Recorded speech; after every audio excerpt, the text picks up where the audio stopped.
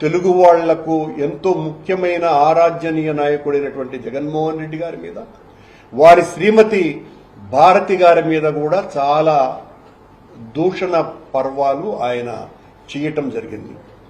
BR Naidu గారు తను TTD అధ్యక్షుడిగా మాట్లాడినారా లేకపోతే బజారు రౌడీగా మాట్లాడినారో నాకు అర్థం కావటం లేదు. బహుశా ఆయన ఏమన్నా రాజీనామా చేసి నా అసలు స్వరూపం ఇది అని ఆయన ప్రసంగం ఏమన్నా సాగించినారేమో. బహుశా ఆయన రాజీనామా ఇంకా బయటికి రాలేదు కాబట్టి టీటీడీ చైర్మన్లు అయితే అలాంటి భాష మాట్లాడేటువంటి అవకాశం లేదు.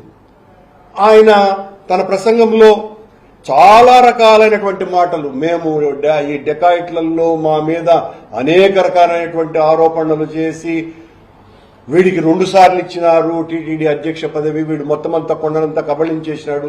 నాయుడు గారు, మీ ప్రభుత్వం వచ్చి దాదాపు 1 సంవత్సరం 3 నెలలు పైగా అయింది. మీరు అంతకు ముందు ఆరోపణలు చేసినారు, ఇప్పుడు ఆరోపణలు చేస్తూనే కాలం గడుపుతున్నారు. నేను గౌరవనీయులైన మీకు ఒక ఛాలెంజ్ విసురుతున్నా.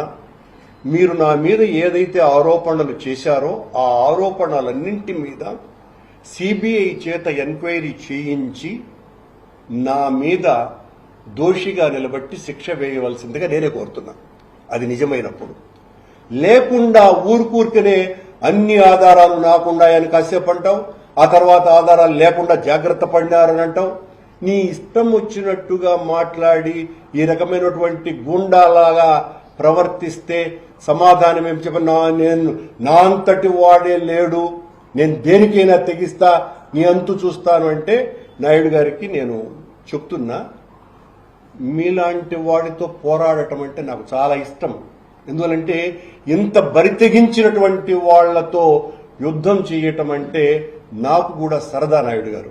ఎందువల్లంటే ఎవరితో వాళ్లతో మాట్లాడి వాళ్ళని గురించి విమర్శించడం కూడా కరెక్ట్ కాదు.